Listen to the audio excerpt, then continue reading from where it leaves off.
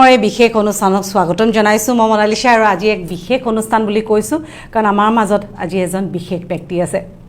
হিয়া দিয়া নিয়াৰ পৰা আজিলৈকে ৰঘুপতিলৈকে যিজন ব্যক্তিয়ে কেতিয়াও ৰবলৈ সময় নাই পিছলৈ ঘূৰি চোৱাৰ সময় নাই প্ৰতিটো মুহূৰ্ততে ধুনীয়াকৈ থাকি ভাল পায় সকলোকে ইনস্পায়াৰ কৰে তেওঁ আৰু অসমীয়া ইণ্ডাষ্ট্ৰীত সিনেমা ইণ্ডাষ্ট্ৰীৰ ক্ষেত্ৰত তেওঁক আমি কোনো দিনেই বুঢ়া যেন আমি অনুভৱেই নকৰোঁ কাৰণ এভৰি মোমেণ্ট তেওঁ ইয়াং আৰু সদায় এনেধৰণে এভাৰগ্ৰীণ হৈ থাকিব তেওঁ হৈছে আমাৰ সকলোৰে মৰমৰ ৰবি শৰ্মা ৰবিক আমাৰ অনুষ্ঠানলৈ বহু বহু স্বাগতম জনাইছো থ্যাংক ইউ সো মাচ ৰবি এই যে আজি যেটো এই এনেধৰণে ৰবিক দেখিছো আজি বহু বছৰ আগলৈ যদি আমি উভতি যাওঁ সেই সময়টো একে ধৰণেই ৰবিক আমি দেখা পাইছিলোঁ আৰু মোৰ এই কথাত মোৰ দৰ্শকসকলেও নিশ্চয় একমত কাৰণ যিখিনি সময়ত হিয়া দিয়া নিয়া ছুপাৰ হিট হৈছিলে সেইখিনি সময়ত আমি ৰবিক যেনে ধৰণে দেখিছিলোঁ আজি আপোনালোকে নিজেই আপোনালোকে চাওক ৰবিক কোনো গুণে কোনো চেঞ্জ হোৱা নাই তাৰ কাৰণ কি প্ৰথম কথা হৈছে মোৰ মনটো বঢ়িয়া একদম সদায় পজিটিভলি থাকোঁ সেকেন্ড কথা হৈছে এজন সাইন্টিস্টে এখাৰ কথা কোৱা মোৰ বহুত আগতে মনত আছে that ageing is a mistake ageing to mistake বুলি কিয় কৈছিলে মই তাৰ এটা মানে খুব ভালকৈ ষ্টাডি কৰি চালোঁ যে হয় আমি লাইফষ্টাইলটো যিটো ধৰণে ৰাখোঁ আমি আচলতে তাতে আমি কিছুমান ভুল কৰোঁ সৰু সুৰা যিটোৰ কাৰণে আমাৰ এজিংটো ফাষ্ট হয় আদাৰৱাইজ চাবলৈ গ'লে 50 টু এটা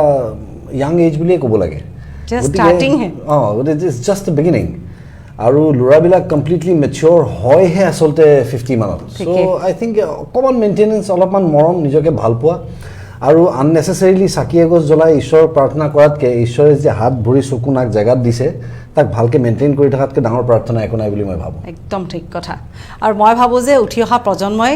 ৰবিক এনেধৰণে এই কথা বা ৰবিক দেখি ইনস্পায়াৰ হ'ব আৰু আমি সকলো আচলতে হওঁ আজি যেতিয়া কৈছে যে বয়সৰ কোনো কথা নাই 50ৰ পৰা আচলতে জীৱনৰ আৰম্ভণিহে হয় নহ'লে ময়ো ভাবোঁ যে আজিৰ পৰা অকণ চেঞ্জ কৰিব লাগে এবছলিউটলি নহয় আমি ব্লেম কৰাৰ আগতে যে মোৰ এনেকুৱা হৈ গ'ল জাষ্ট লুক বেক এবাৰ ঘূৰি চাওকচোন আমি কি কৰি আহিছোঁ এতিয়ালৈকে ইউ হেভেন ডান আমি য'ত সময় দিওঁ তাততো আমি এক্সেল কৰোঁ লাইফত যদি কোনোবাই মেট্ৰিকৰ সময়ত ভালকৈ পঢ়িছে সি ষ্টাৰ মাৰ্কছ লৈ পাছ কৰে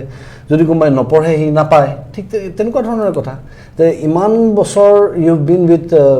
দি মিডিয়া আৰু যিটো স্কিল ডেভেলপ কৰিছে এটা ইমান ধুনীয়াকৈ তুমি কথা পাতিব জানা চব কথা কৈ থাকিব পাৰা সেইটোতো এটা practice so' you been practising তাৰ ৰিজাল্ট পাইছা চ' এইটো কৰিলে এইটো ৰিজাল্ট পাবা 100% ইউ কেন ষ্টাৰ্ট টুমৰো আমি আমাৰ ফাইনেন্সিয়েল কণ্ডিশ্যন আমি একেদিনে ভাল কৰিব নোৱাৰোঁ আমি আমাৰ শিক্ষা দীক্ষা আমি একেদিনতে ঠিক কৰি পেলাব নোৱাৰোঁ কিন্তু কালি ৰাতিপুৱাই সোনকালে উঠিম আৰু জগিঙলৈ যামতো কিন্তু কৰিব পাৰোঁ ঠিক আছে আমি সেইটো তেনেহ'লে এতিয়াৰ পৰাই চেষ্টা কৰিম এতিয়া কথাটো হৈছে কোভিডৰ পিছত আমাৰ প্ৰত্যেকটো ইণ্ডাষ্ট্ৰী যথেষ্টখিনি তললৈ নামি গৈছে আমি সকলোৱে কাৰণ আমি প্ৰত্যেকে প্ৰতিদিনৰ কষ্টৰ ফলতহে ঘৰখন চলাব পাৰোঁ গতিকে তেনে ক্ষেত্ৰত ছবি জগত চিনেমা ইণ্ডাষ্ট্ৰীটো কিন্তু সাংঘাতিক ধৰণে কোভিডৰ সময়ত বিনষ্ট হোৱা বুলিয়ে ক'ব লাগিব সেই সময়ত ৰবি শৰ্মা কেনেধৰণে ব্যস্ত আছিলে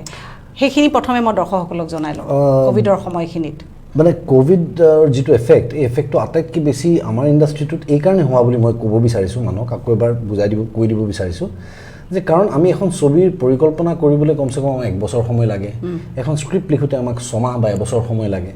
আৰু তাৰপাছত শ্বুটিং কৰোঁতে আমাক এপ্ৰক্সিমেটলি 2 মাহমান সময় লাগে তাৰপাছত পষ্ট প্ৰডাকশ্যনৰ কাম থাকে এপ্ৰক্সিমেটলি 6 to 7 months গতিকে আমি এখন চিনেমা কৰিম বুলি ভবাৰ লগে লগে আমাৰ হাতত 3 বছৰ সময় গুচি যায়গৈ আৰু যদি 3 বছৰ আমি লকডাউনৰ কাৰণে ৱেষ্ট হয় আমাৰ তেতিয়াহ'লে আমি 3 বছৰ নহয় আচলতে 6 বছৰ পিছুৱাই যাওঁ প্ৰথম আমাৰ ৰিজন আৰু তাৰপিছত চিনেমাখন হলত ৰিলিজ হৈ 1 বছৰ চলাৰ পাছতহে আমি পইচাবিলাক পাম গতিকে অট'মেটিকেলি 7 বছৰ পিছুৱাই যোৱা চ' সেইটো এটা প্ৰথম কাৰণ দ্বিতীয় কাৰণটো হৈছে যে আজি কোনোবা এজন যদি ষ্টেচনাৰী দোকান এখন খুলি বহিছে তেওঁক যদি লকডাউন খুলি দিয়ে বা শিথিল কৰি দিয়া হয় যে তেওঁ এইখিনি সময়ৰ পৰা এইখিনি সময়লৈকে দোকান খুলিব পাৰে তেওঁ লগে লগে খুলি দিব কাইলৈ মাল তেওঁৰ দোকানত পৰি আছে তেওঁ লগে লগে খুলি দিলে আৰু যিখিনি মানুহে ইমান দিনে বস্তু কিনিবলৈ পোৱা নাছিলে তেওঁলোকে দৌৰা দৌৰি সেই দোকানৰ পৰা বস্তু কিনিছে অলপ হ'লেও চেল হ'ব কিন্তু আমাৰ এই অলপ বোলা ফেক্টৰটো নাই আমাৰ নাই মানে ট'টেলি নাই যেতিয়া আছে এতিয়া আৰম্ভ কৰিম বুলি ক'লে 2 বছৰ লাগিব আৰু শেষ কৰিম বুলি ভাবিলে আৰু 4 বছৰ সময় গুচি যাব so this is the reason যিটোৰ কাৰণে আমাৰ ইণ্ডাষ্ট্ৰিটো আটাইতকৈ এফেক্টেড তাৰোপৰি আমাৰ আৰ্টিষ্টখিনিয়ে যিটো ধৰণৰ লাইফষ্টাইল লিড কৰিবলগীয়া হয় ফৰ এক্সাম্পল তেওঁলোকে হেভি লাইটত কাম কৰিব লাগে ফলস্বৰূপে তেওঁলোকৰ সোনকালে চকুযোৰ নষ্ট হ'ব তেওঁলোকে হেভি লাইটত কাম কৰে দিনটো মেকআপ লৈ থাকে গতিকে স্কিনখন সোনকালে নষ্ট হ'ব গতিকে তেওঁলোকে ৰাতি ৰাতি হাৰে থাকি দিনত শুই কেতিয়াবা দিনত শুই ৰাতি হাৰে থাকি কাম কৰিবলগীয়া হয় গতিকে এটা আননেচাৰেল লাইফ এটা লিড কৰাৰ ফলত তেওঁলোকৰ বেমাৰ আজাৰ বেছিকৈ হয় সেইখিনি মানুহেকে যাক আটাইতকৈ বেছি ছিকিউৰিটিৰ প্ৰয়োজন যাক আচলতে জমা ধনৰ প্ৰয়োজন আজি 3 বছৰে তেওঁলোকে সেই জমা ধন খাই আদায় কৰিলে গতিকে আটাইতকৈ বেডলি এফেক্টেড কিন্তু মোৰ ক্ষেত্ৰত মই ভাবোঁ মই আই হেড অলৱেজ বিন কি বুলি ক'ম মই আপোনাৰ সমস্যা এটা হোৱাৰ লগে লগে মই সমাধানৰ বাট বিচাৰোঁ মই তাক ক্ৰিটিচিজম কৰি আগৰ এনালিটিকেলি তাক চাই এইটো কিয় হ'ল এনেকৈ হ'ল আজি শচীনে বলটো এনেকৈ নেখেলি এনেকৈ মাৰা হ'লে ভাল আছিলে এইবিলাক ভাবি নাথাকোঁ মোৰ ৰিজাল্ট লাগে ৰিজাল্ট কি হ'ল আল্টিমেটলি ইণ্ডিয়া হাৰিলে এতিয়া ইণ্ডিয়া হাৰাৰ ফলস্বৰূপে মোৰ ওচৰত যিজন মানুহ আছে পাকিস্তান ছাপৰ্টাৰ তেওঁৰ ওচৰত মই নাক ওখ কৰি কেনেকৈ থাকিম মই এইটো কথা চিন্তা কৰা মানুহ গতিকে মোৰ কথা হৈছে যে যিহেতু লকডাউন হৈছে মই ভাবি ল'লোঁ যে মই স্ক্ৰিপ্ট লিখিবলৈ ঘৰত এনেও সোমাই থাকিব লাগিব খোলা থাকিলেও তেতিয়া মোৰ ডিষ্ট্ৰেকশ্যন থাকিব মই ওলাই যাবলৈ মন যাব লগৰ ল'ৰা ঘৰলৈ পাৰ্টি কৰিবলৈ মন যাব এতিয়া সেইবিলাক কোনো উপায় নাই গতিকে স্ক্ৰিপ্ট লিখা তুমি গতিকে মই ঘৰত বহি 1 2 3 4 স্ক্ৰিপ্ট লিখিলোঁ তো স্ক্ৰিপ্টকেইখন লিখি মই আগুৱাই থাকিলোঁ এতিয়া যেতিয়া লকডাউন খুলি দিব সম্পূৰ্ণৰূপে যেতিয়া 100% কেপাচিটিত হল খুলি দিব যদি ঈশ্বৰে কৰে তেতিয়াহ'লে মই এটলিষ্ট স্ক্ৰিপ্টকেইখন লৈ প্ৰিপেয়াৰ্ড হৈ থাকিম দ্বিতীয় কথা ঘৰত থাকি সময় ল'ৰা ছোৱালীৰ লগত সময় দিবলৈ নাপাওঁ বিচাৰিলেও নাপাওঁ এতিয়া তেওঁলোকৰ লগত সময় দিছোঁ তেওঁলোকৰ লাৰ্ণিং প্ৰচেছত সহায় কৰি দিছোঁ এই যিটো হেবিট ফৰ্মিং ইয়াৰ্ছ তেওঁলোকৰ সেইখিনি সময়ত তেওঁলোকৰ লগত আছোঁ বাপেকৰ প্ৰতি তেওঁলোকৰ কি ধাৰণা হ'ব লাগে তাৰ এটা তেওঁলোকক মান দিবলৈ চেষ্টা কৰিছোঁ মাক সময় দিছোঁ এক্সাৰচাইজ কৰিছোঁ ভালকৈ খাইছোঁ শুইছোঁ প্ৰাণায়াম কৰিছোঁ য়োগা কৰিছোঁ যিমান দূৰ ভাল কামবিলাক পাৰি সেইবিলাক কৰিছোঁ আৰু ঈশ্বৰৰ ওচৰত প্ৰাৰ্থনা কৰি আছোঁ যাতে ভাল দিন সোনকালে ঘূৰি আহে সঁচাকৈ ঠিকে কিন্তু মোৰ ভাল লাগে ৰবি তুমি গোটেইখিনি ধুনীয়াকৈ বেলেঞ্চ কৰি পেলাই কথাখিনি কোৱা হৈছে বহু সময়ত আমি দেখিছিলোঁ ক'ভিডৰ সময়ত আমি বিভিন্নজনৰ ওচৰলৈ গৈছিলোঁ বা আমি নিজেও বিভিন্ন ক্ষেত্ৰত আমি হাৰ মানিবলৈ বাধ্য হৈছিলোঁ আচলতে তেনে এটা পৰিৱেশ সঁচাকৈ হৈছিলে কিন্তু সেই ক্ষেত্ৰত ৰবি শৰ্মাৰ দৰে কথা ক'ব পৰা ব্যক্তি যদি আমাৰ মাজত থাকে মই ভাবোঁ হাজাৰ বেয়া অৱস্থা এটাতো সঁচাকৈ কিন্তু সেইটোৱে আমাক এটা উইল পাৱাৰ দিয়ে আমি কাম কৰিবলৈ এটা আমাৰ ক'ৰবাৰ পৰা এনাৰ্জি এটা বহুত ডাঙৰ ডাঙৰ মানুহে অলৰেডি কৈ গৈছে মনালিছা যে নাথিং ইজ অভাৰ টিল ইটছ অভাৰ যেতিয়ালৈকে শেষ নহয় যেতিয়ালৈকে শেষ নহয় কিন্তু শেষ যেতিয়ালৈকে হোৱা নাই তেতিয়ালৈকে দবদবাই থাকিম তেতিয়ালৈকে যেনেকৈ থাকোঁ তেনেকৈ থাকিম প্ৰথম কথা দ্বিতীয় কথা হৈছে মই এইখিনি কথা এইকাৰণে ক'ব পাৰোঁ ইমান পটাপট কাৰণ ইমান দূৰটো স্ক্ৰিপ্ট মুখস্থ কৰি পটাপট ক'ব নোৱাৰি মই সেইধৰণে জীয়াই থাকোঁ কাৰণে মই ভাবিব নালাগে কথাখিনি কাপ কাপ কাপ কাপকৈ ওলাই আহে মনৰ পৰা গতিকে আৰু মই আজিলৈকে কাকো কোৱা নাই কেতিয়াও বিভিন্ন ক্ষেত্ৰত যে যোৱাচোন যোৱা জিম যোৱা এক্সাৰচাইজ কৰাগৈচোন যোৱা ডেকা ল'ৰা নাই কোৱা মই তাক কৈছোঁ এক্সাৰচাইজ কৰোঁ মই কাকো কোৱা নাই কেতিয়াও আজিলৈকে যে মদ নাখাবি মই কওঁ যে ভালকৈ খাবি যিটো যিটো বস্তুত এবিউজ হ'ব পাৰে তাৰ ইউজো আছে গতিকে ব্যৱহাৰ কৰিবলৈ শিক মদটো খাওঁ যদি গতিকে প্ৰত্যেকটা বস্তুৰ এটা প্ৰপাৰ ইউজ আছে এই ইউজটো জানিব লাগে ড্ৰাগটো এবিউজ বুলি কওঁ আমি নহয় গতিকে ড্ৰাগৰ ইউজোতো আছে সেইটোতো কোনোবা এজন বেমাৰীক তাক ড্ৰাগ হিচাপে দিয়া হয় ঔষধ হিচাপে কাম দিয়ে যিয়ে এবিউজ কৰে যিয়ে অদৰকাৰীকৈ বেমাৰ নোহোৱাকৈ খাব তাৰ লোকচান কৰিবই ডেফিনেটলি চিম্পল এজ দেট বাপৰে সফল অভিনেতা এজনৰ লগত আজি কথা পতা যেন লগা নাই একদম মানে মই কি বুলি ক'ম যিজনে মাইণ্ড চেঞ্জ কৰা এটা পাৱাৰ থাকে আৰু সেই মাইণ্ড চেঞ্জ কৰাহে হৈছে ৰবি শৰ্মা আৰু তেনেধৰণে যদি হয় আপোনালোকেও যদি তেনেধৰণে উপদেশ ল'ব বিচাৰে কিন্তু মই এইটো কওঁ যে সঁচাকৈ এনে এজন বন্ধুৰ দৰকাৰ হয় যিজনে আমাক প্ৰপাৰলি সেই দুৰ্বল সময়খিনিত আমাক এনাৰ্জি দিয়ে কথা পাতে হয় নাই এতিয়া মই অনুষ্ঠানটিৰ নাম দিছিলোঁ ৰণাংগনত ৰঘুপতি ৰণাংগন হৈছে আমাৰ ক'ভিডৰ সময়খিনি যি সময়ত আমি যোনে যেনে ধৰণৰ প্ৰফেশ্যনতে আছিলোঁ সেই সময়ত আমি যুঁজ দি আছিলোঁ জীয়াই থাকিবলৈ আমি ঘৰখনক আমাৰ সমাজখনক বচাবলৈ আমি প্ৰত্যেক মুহূৰ্তত যুঁজ দিছিলোঁ সেইকাৰণে অনুষ্ঠানটিৰ নাম ৰণাংগন ৰবি শৰ্মাৰ ৰণাংগনত ৰঘুপতি দৰ্শকসকলে নিশ্চয় বুজিবলৈ কষ্ট হোৱা নাই মই কি কথা ক'ব বিচাৰিছোঁ ক'ভিড লাহে লাহে খাম কাটিব ধৰিছে আমি আশা কৰিছোঁ যে অতি সোনকালে ক'ভিড আমাৰ মাজৰ পৰা আঁতৰি যাওক আকৌ চিনেমা হল ভৰি পৰক ভ্ৰাম্যমান দৰ্শকেৰে ভৰি পৰক সকলো বস্তুত আমি য'ত অকণমান সময়ৰ কাৰণে গৈ পেলাই অলপ বিনোদনৰ কাৰণে আমি এণ্টাৰটেইনমেণ্ট কৰিব পাৰোঁ সেই ইণ্ডাষ্ট্ৰীসমূহ আকৌ আগৰ দৰে উভতি আহক গতিকে সেই ক্ষেত্ৰত ৰঘুপতিয়ে কি কৰিব ৰঘুপতি বিষয়ে মই দৰ্শকসকলক জনাব বিচাৰিছোঁ ৰঘুপতিৰ কথা ক'লে মই দুই ধৰণে মই আৱেগিক হৈ উঠোঁ প্ৰথম মোৰ আৱেগিকটো এইটো যে ৰঘুপতিটো মোৰ আচলতে ৰঘুপতিখন আচলতে মোৰ এটা ড্ৰিম প্ৰজেক্ট গতিকে বৰ আশাৰে বহু কষ্ট কৰি এই কামটো আগুৱাই লৈ গৈছিলোঁ আৰু দ্বিতীয় আৱেগটো মোৰ এইকাৰণে মনটো ভৰি উঠে যে দৰ্শক যিখিনি মোক ভাল পায় বা যিখিনি অসমীয়া ছবি ভাল পায় তেওঁলোকে যিটো আগ্ৰহেৰে ৰঘুপতিৰ বাবে আজিও বাট চাই আছে 3 বছৰ হৈ যোৱাৰ পাছতো সেইটোৰ কাৰণে মই এই মানুহখিনিৰ ওচৰত নতশিৰে মোৰ সেৱা জনাইছোঁ আৰু মই তেওঁলোকৰ ওচৰত আজীৱন কৃতজ্ঞ হৈ থাকিম কাৰণ ৰঘুপতি কেৱল এখন চিনেমা নহয় ৰঘুপতিৰ লগত মোৰ আৱেগ মোৰ মনটো জড়িত হৈ আছে আৰু ৰঘুপতিৰ লগত জড়িত প্ৰত্যেকজন কলাকুশলী মনটো ৰঘুপতিৰ লগত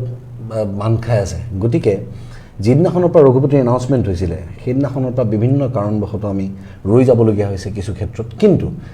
আজিৰ দিনটোত ৰাতিপুৱাৰ পৰা মই ঘূৰি ফুৰোতেই হয়তো মই 4বাৰ বা 4জনক মই হয়তো উত্তৰ দিবলগীয়া হৈছে যে ৰঘুপতি কেতিয়া আহিব গতিকে এই যে তেওঁলোকৰ ধৈৰ্য এই যে তেওঁলোকৰ বিশ্বাস যে এদিন এই মানুহজনে কৈছে কাৰণে এখন ভাল ছবি আমাক দিব সেই বিশ্বাসটো নতশিৰে লৈ মই আগবাঢ়ি আছোঁ আৰু অৱশ্যে তাত কৰোনাৰ এটা ভাল ফেক্টৰো আছে আজি মই ছবিখন কমপ্লিট হৈ গৈ মই ছবিখন হলত ৰিলিজ কৰা হ'লে হয়তো মই মাৰ খালোঁ হয় কিন্তু চিনেমাখন যিহেতু কমপ্লিট হোৱা নাই তে ৰঘুপতি নাম দিছোঁ ঈশ্বৰৰ নাম ঈশ্বৰে চাগে অলপমান ভাল পাই ৰৈছে মোৰ কাৰণে সুবিধা কৰি দিছে যে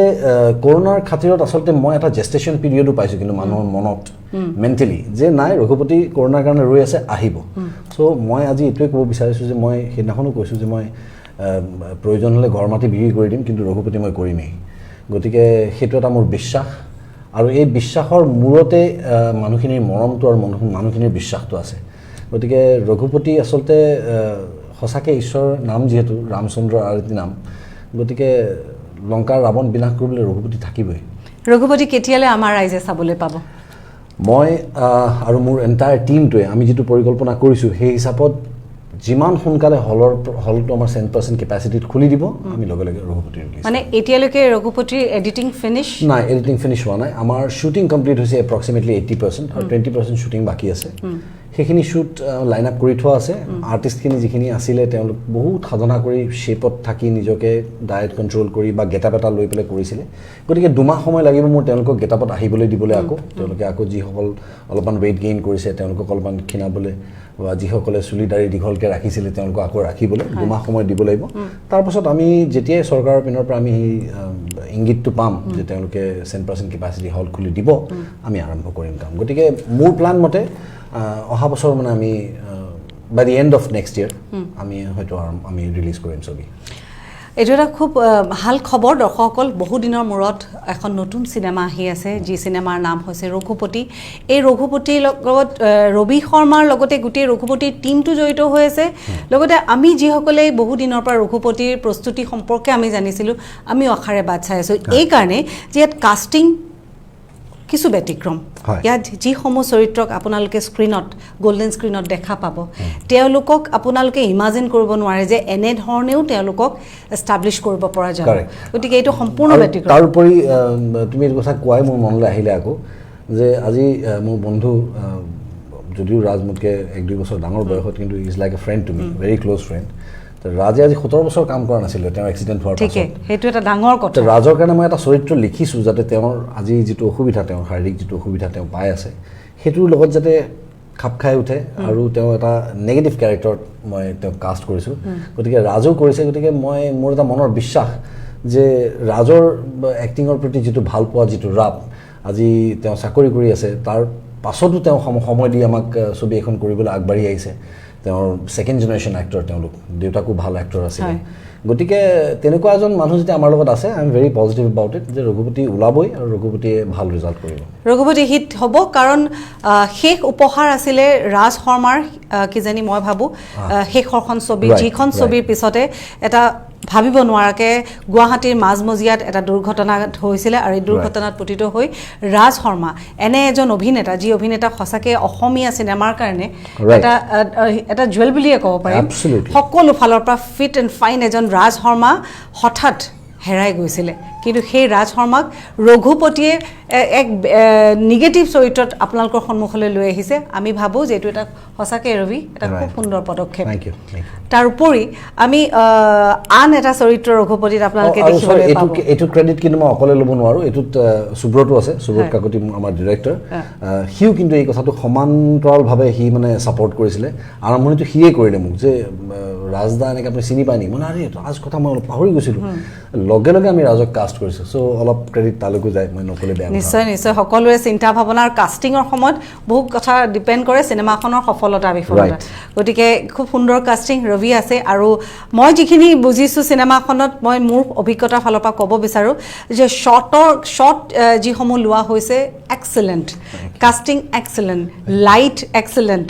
লোকেশ্যন প্ৰত্যেকটো বস্তু এক্সেলেণ্ট তাৰ কাৰণে আমি কিছুদিন আৰু অপেক্ষা কৰিম কাৰণ এই অপেক্ষাৰ পিছৰ ফলটো মিঠা হ'ব আমাৰ ফালৰ পৰা বহু বহু শুভকামনা থেংক ইউ ৰবি চিনেমা ৰঘুপতিৰ বাহিৰে কিছুদিন আগতে ৱেব ছিৰিজতো কাম কৰা হৈছে অকণমান ৱেব ছিৰিজক লৈ পেলাইও এতিয়া এটা চেঞ্জ আহিছে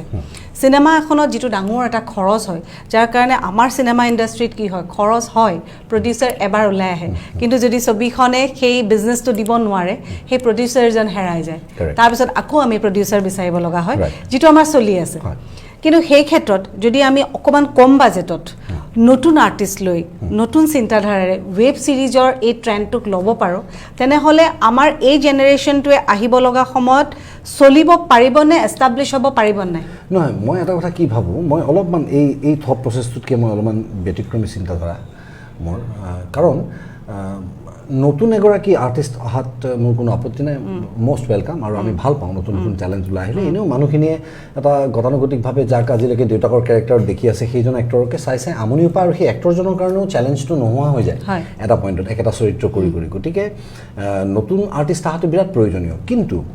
এই যে অভিজ্ঞতা সম্পন্ন অভিনেতাখিনি যিয়ে আজি ইণ্ডাষ্ট্ৰিটোত ধৰক 20 বছৰ 25 বছৰ 30 বছৰ 40 বছৰ সময় দিলে তেওঁলোকক কাষ্ট কৰোঁতে আমি খুব কেয়াৰফুল হ'ব লাগে প্ৰথম কথা দ্বিতীয় কথা হৈছে যে আজি বিৰাট দুখ লগা কথা যে কোনোবা এজন প্ৰডিউচাৰ আমাৰ ওচৰলৈ অহাৰ লগে লগে আজিলৈকে মই এটা প্ৰডিউচাৰ নাপালোঁ এই 25 বছৰ কেৰিয়াৰত যিয়ে মোক আহি পেলাই কৈছে ৰবি আমাৰ ছবিখন সাংঘাতিক বাজেট আছে তুমি চিন্তা নকৰিবা আকৌ আমি বঢ়িয়া কাম কৰিম কেতিয়াও শুনা নাই সদায় সি এটা কথাই কয় যে আমাৰ মানে বাজেটটো অলপ কম আছে গতিকে আপুনি অলপ পইচাটো অলপ কম ল'ব লাগে আচ্ছা মই যদি পইচা কমকৈ লওঁ সেইটোত বাৰু ৰবি শৰ্মাই অলপ পইচা কম পালে সেইটোত বৰ ডাঙৰ কথা নহয় ৰবি শৰ্মাই বেলেগ কিবা এটা কৰি চলি ল'ব বা বেলেগ কোনোবা এজন অভিনেতা হ'লেও তেওঁ ক'ৰবাত কিবা এখন দোকান এখন দিব কিবা এটা ব্যৱসায় কৰিব ফাইন কিন্তু কথা হৈছে যে কাইলৈ যিখিনি নতুন ল'ৰা ছোৱালী ওলাই আহি নিজকে এজন অভিনেতা বুলি এষ্টাব্লিছ কৰিব বিচাৰিছে তেওঁলোকৰ সাহসটো থাকিবনে নাথাকে অভিনয় কৰিবলৈ আহি কাৰণ তেওঁ ছবি কৰিবলৈ আহিলে তেওঁ হিৰো হিচাপে তেওঁ বাপেকে হাঁহিব যে তই বৰ হিৰো তই যাওঁতে তোৰ বাইকত তেল মই ভৰাই দিব লাগে আজিলৈকে গাড়ী এখন ল'ব পৰা নাই এনে হিৰো তই যাবি চুমো এখনত বহি আগত লেলতিয়াই শুই যাবি তই তোক চাই মানে হলত চিনেমা পইচা দিব সেইটো পৰ্যায় মোক নালাগে কাৰণ আমি এটা কথা চিন্তা কৰিব লাগে যে আজি যদি নন গ্ল্যামাৰাছ পোষ্ট যিকেইটা আছে এখন ছবি যেতিয়া এটা শ্বুটিং চলি থাকে শ্বুটিং স্পটত আমি গৈ দেখা পাওঁ যে the most important person on the set is the actor because এই কাৰণে এক্টৰটো আটাইতকৈ ইম্পৰ্টেণ্ট কাৰণ এক্টৰটোক ৰিপ্লেচ কৰিব নোৱাৰি অলৰেডি তেওঁ 15টা 20টা চিন কৰিলে বা 15 দিন শ্বুটিং কৰিলে তাক আমি 18 বনাইছোঁ he is the most important next important হ'ল কি ডিৰেক্টৰ যাৰ কনচেপ্ট আছে থাৰ্ড ইম্পৰ্টেণ্ট হ'ল যিয়ে কেমেৰাৰ কণ্টিনিউটি মেইনটেইন কৰি DOP যিজন থাকিব আচ্ছা তাৰ পাছত আহি একেবাৰে চাহ বনোৱা ল'ৰাটোলৈকে এটা ৰেংকিং আছে হায়াৰকি আছে আৰু মাজত ক'ৰবাত পৰে চাউণ্ডৰ ল'ৰা এটা যিয়ে হেডফোন এটা লৈ পেলাই চাউণ্ডটো শুনি পেলাই বহি থাকে আটাইতকৈ নন গ্ল্যামাৰাছ পষ্টটো তাৰ কাৰণ কোনো গ্ল্যামাৰ নাই তাৰ কামটো সেই ল'ৰাটো যে চাউণ্ড ইঞ্জিনিয়াৰিং কৰি যে তাত আহি বহি আছে সেই ল'ৰাটোক মই কি ফিউচাৰ দিম গতিকে ছবিত বা ৱেব ছিৰিজ বাজেট কমোৱা প্ৰশ্নটো আহিব নালাগে কাৰণ কিয় মোক যদি আজি কোনোবা আহি সোধে যে আপুনি এখন ছবি বনাবলৈ কিমান পইচা লাগিব মই এটা কেনেকৈ কম কাৰণ মই প্লটটোৱে নাজানো ষ্টৰী মই যদি ঠিক আছে মই যদি হেলিকপ্টাৰ দেখুৱাব নোৱাৰোঁ তেতিয়াহ'লে মই তেনেকুৱা ষ্টৰী নলওঁ মই ল'ম তৰ্জাৰ বেৰৰ এখন এটা গাঁৱলীয়া ষ্টৰী যাত ধুনীয়া ইণ্টাৰেষ্টিং এটা লাইন আপ থাকে য'ত আমাৰ জাতিটোৰ আমাৰ ঠাইৰ কাহিনী এটা মই ক'ম যিটো বাহিৰা মানুহ এজনে চাবলৈও ইণ্টাৰেষ্টেড হ'ব প্লাছ মোৰ ইয়াত থকা মানুহখিনিও চাই ইণ্টাৰেষ্টেড হ'ব যে সেইটো মই ধুনীয়াকৈ দেখুৱাম তাৰ বাজেটটো কম হ'ব গতিকে কম বাজেটৰ ষ্টৰীটো বেলেগ ধৰণৰ হয় কিন্তু web series cannot be a replacement of films চিনেমাৰ ৱেব ছিৰিজ কেতিয়াও ৰিপ্লেচমেণ্ট হ'ব নোৱাৰে OTT প্লেটফৰ্ম কাৰণ কিয় আমাৰ প্ৰত্যেকটা মানুহ আমি যদি মনত পেলাওঁ স্কুলৰ সময়টো যিজন মাষ্টৰ আটাইতকৈ ষ্ট্ৰিক্ট তেওঁৰ ক্লাছত আমি আটাইতকৈ ভালকৈ বহি থাকোঁ আৰু যিজন মাষ্টৰ মৰমীয়াল তেওঁৰ ক্লাছত আমি আটাইতকৈ বেছি উৎপাত কৰোঁ কিয় কৰোঁ ঠিক একেটাই কাৰণ এই চিনেমা আৰু OTTৰ মাজত OTTখন মোৰ কথা মতে চলিব OTT যেতিয়া মই চাম মই পজ কৰি থৈ পেচাব কৰিবলৈ যাম আহিম ভাত খাবলৈ যাম কোনোবা আহিছে কলিং বেল দৰ্জা খুলিবলৈ যাম তাত ৰেছপেক্টটো নাই কিন্তু চিনেমা হলত যোৱাৰ লগে লগে চিনেমা 9টাতেই ষ্টাৰ্ট হ'ব মই দেৰিকৈ যাওঁ বা সোনকালে যাওঁ মোৰ টয়লেট যাব লাগিলেও মই যাব নোৱাৰোঁ ইণ্টাৰভেলৰ সময়তেই যাব লাগিব এই যে ৰেছপেক্ট কমাণ্ডিং ৰেছপেক্টটো যে থাকে চিনেমাৰ plus of course the ambience of lot of people cheating together ৱাচিং এ মুভি একেলগে ৰিয়েকশ্যন চবৰে এওঁ হাঁহিলে ময়ো হাঁহিব লাগে বুলি বুজি পাই হাঁহিছোঁ সেই হাঁহিটোৰ কাৰণে আৰু কোনোবা এটাই হাঁহিছে একেলগে লাইট অন হোৱাৰ লগে লগে আমি এখন বেলেগ পৃথিৱীত আহি যাওঁ খোজকাঢ়ি ওলাই আহোঁতে নিজকে হিৰো যেন লাগে চাউণ্ড ইমান বঢ়িয়া সেইটো ৰিপ্লেচ OTTয়ে কৰিব নোৱাৰে ফাৰ্ষ্ট অফ অল সেইটো আমি জানি ল'ব লাগিব আৰু যদি সেইটো কৰে তেতিয়াহ'লে গোটেই ফিল্ম ইণ্ডাষ্ট্ৰীৰ ৰেছপেক্টটো এণ্টায়াৰলি শেষ হৈ যাব ফাৰ্ষ্ট পইণ্ট ছেকেণ্ড পইণ্ট হৈছে যে OTTs are not a cheaper version of films একেই খৰচেই লাগে কিন্তু OTTত পইচা আহোঁতে যিহেতু কমকৈ আহে বিভিন্ন জেগাৰ পৰা আহে পটকৈ আপুনি যদি এটা ভাল প্ৰডাক্ট যদি আমি এৰি দিওঁ লগে লগে আজিয়ে আমাৰ 1 মিলিয়ন ছাবস্ক্ৰাইবাৰ হৈ গ'ল আচ্ছা সেইটো হ'বৰ কাৰণে কিন্তু তাত কিছুমান টেকনিক্স আছে মই বহুত ক্ষেত্ৰত বহুত মানুহক দেখিছোঁ তেওঁলোকে 4টা বা 5টা এপিছড কৰি পেলাই এৰি দিব দি পেলাই ক'ব যে আমাৰ মানুহ নহ'ল সেইকাৰণে বাকীখিনি আমি নকৰোঁ সেইটো নহয় কাৰণ 5টা এপিছড ময়েই নাচাওঁ আনৰ কথাটো বাদ দিয়ক মই যেতিয়া মানি হাইষ্ট ৰিলিজ হৈছে যেতিয়া ছেক্ৰেট গেমছ হৈছে তেতিয়া মই 2টা ছিজন অহালৈকে ৰৈছোঁ কাৰণ মই ৰ'ব নোৱাৰোঁ মই ৰাতি টোপনি ক্ষতি কৰি একেলগে চাম হাউ কেন আই এক্সপেক্ট মই কেনেকৈ এক্সপেক্ট কৰিব পাৰোঁ যে 3টা এপিছড চাই মানুহ বহি থাকিব আৰু সেইকাৰণে মই কৰিছোঁ অসমীয়া কাম কৰিছোঁ কাৰণে গামোচা এখন দেখুৱাই দিম কাৰণে তুমি আহি পেলাই ছাবস্ক্ৰাইব কৰি পেলাই 3টা এপিছড বহি থাকিবা আৰু তাৰপিছত ৰৈ থাকিবা 3 বছৰলৈ ন' ইট ইজ নট ডান আমি এই কম্পেৰিজন লৈ এই ধৰণৰ এটা কনচিডাৰেশ্যন বিচাৰি ছবি কৰিলে নহ'ব আমি কনচিডাৰেশ্যনটো ল'ব লাগিব যে ঠিক আছে তো প্ৰডাক্ট লাগে আমি যদি হিম্মত কৰিছোঁৱেই যদি প্ৰডাক্ট কৰিছোঁৱেই তেতিয়াহ'লে একেলগে গোটেই ছিৰিজটো উলিয়াই দিওঁ তাৰপিছত চাওঁ মানুহ হয় নহয় গতিকে মই আধা বনোৱা খানাটো তোমাক টেষ্ট কৰিবলৈ দি পেলাই তুমি বেয়া হোৱাৰ কাৰণে যদি মই নবনাওঁ সেইটো ফাল্টু কথা হ'ব মই এই আটাইখিনি কথা ৰবি শৰ্মাৰ শুনি মই এইটোৱে বুজিছোঁ আৰু মোৰ ভাল লাগিছে যে ৰবিয়ে কথাখিনি ৰবি সদায় স্পষ্টবাদী আৰু এই কথাখিনি আচলতে শুদ্ধকৈ কোৱা হৈছে ইয়াত কোনো ধৰণে চালেবেৰে কোবাই কথাটো কোৱা হোৱা নাই কথাটো এইটো যে চিনেমাৰ কাৰণে আজি ইমান দিনৰ পৰা যিটো কষ্ট আছিলে অসমীয়া চিনেমাৰ কাৰণে এই কষ্টটো কোনেও অথলে যাব দিব নোৱাৰে তাত যেনেধৰণৰে প্লেটফৰ্ম নাহক কিয় চিনেমাই হ'ব লাগিব সেই সন্মানটো সেই তেনেধৰণেই সদায় থাকিব লাগিব সেই হলত এটা ডায়লগ শুনাৰ লগে লগে যিটো এটা হুলস্থুল পৰিৱেশ সেই পৰিৱেশে এজন শিল্পীক অকল পইচাৰেতো নহয় তেওঁক এই বস্তুবিলাকে আচলতে ইনস্পায়াৰ কৰে আৰু সকলো জীয়াই থাকিব তাৰ মানে কথাটো হৈছে আহিব লগা দিনত যদি ৰবি শৰ্মাহঁতৰ দৰে এই প্ৰজন্মৰ এইটো ইণ্ডাষ্ট্ৰীৰ ভূটা তৰাসকলে যদি এনেধৰণে ভাবে তেনেহ'লে চিনেমাৰ ক্ষেত্ৰত এটা পৰিৱৰ্তন আহিব পাৰে বুলি আশা কৰিছোঁ কাৰণ তাৰ লগতে ৰবি আৰু এটা কথা মই ক'ব লাগিব যিহেতু মই যদিও মিডিয়াৰ লগত কিন্তু ময়ো চিনেমাৰ লগত জড়িত হৈ থকা এজন ব্যক্তি চিনেমা হলত যেতিয়া আমি এখন আশাৰে অসমীয়া চিনেমা বুলি চেণ্টিমেণ্টটো লৈ যাওঁ কেতিয়াবা আমি সেই চেণ্টিমেণ্টটোৰ কাৰণেহে ছবিখন চাওঁ কিন্তু তাৰ মাজত আমাৰ এটা মুহূৰ্তত খং উঠে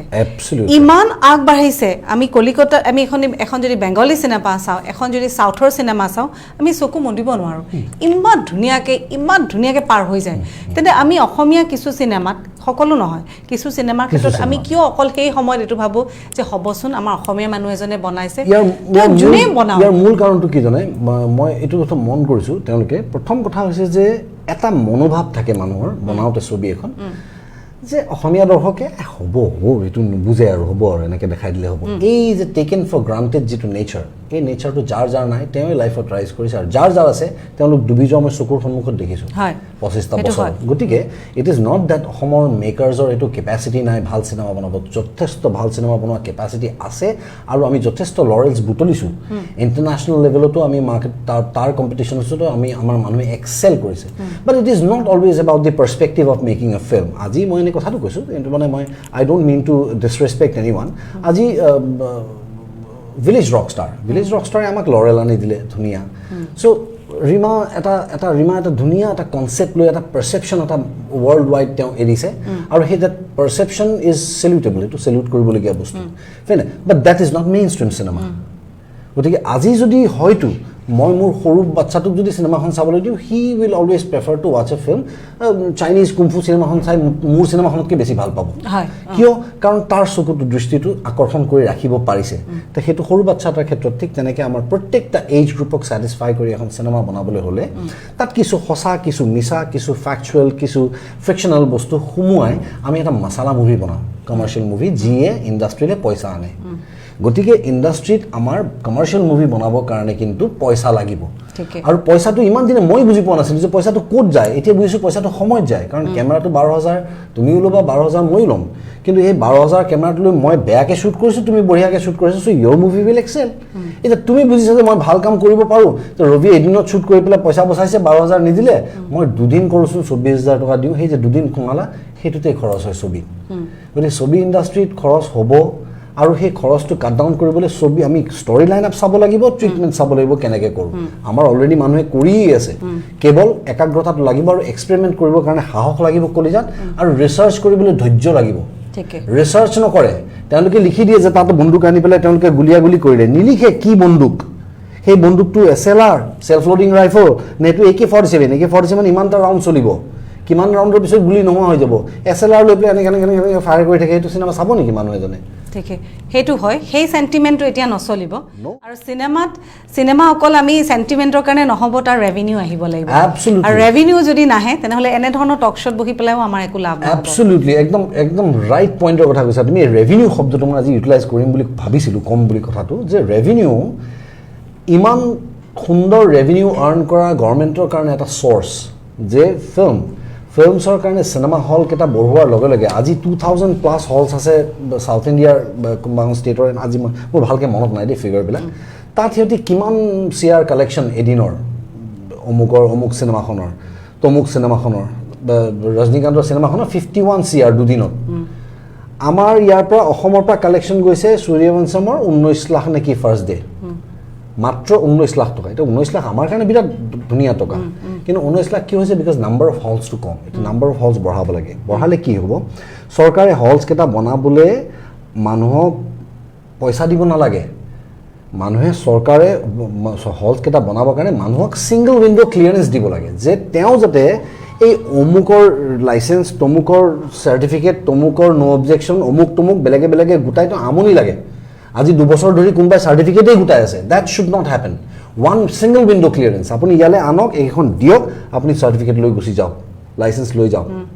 সেইটো হ'ব লাগিছিলে সেইটো নকৰাৰ ফলত কি হৈছে এতিয়া সেই মানুহজন হতাশ হৈছে তেওঁ কৈছে মই হল বনাই ৰেডি আছোঁ লাইচেঞ্চৰ কাৰণে 2 বছৰ দৌৰিলোঁ আই ডোণ্ট ৱান্ট ইট মই এইটো বন্ধ কৰি পেলাই মল বনাই দিম তো প্ৰথম সেইটো হ'ল লোকচান দ্বিতীয় কথা হৈছে যে যদি হলটো বনায় হলৰ মেইনটেনেন্স কিন্তু চৰকাৰে কৰিব নালাগে চৰকাৰে কেৱল সা সুবিধা দিব লাগে যে ইলেক্ট্ৰিচিটি বিলটো অমুকত ইমান দিয়ে তেওঁলোকক আমি এটা বেনিফিট দিওঁ যে তেওঁলোকে এণ্টাৰটেইনমেণ্ট ইণ্ডাষ্ট্ৰীৰ কাৰণে কৰি আছে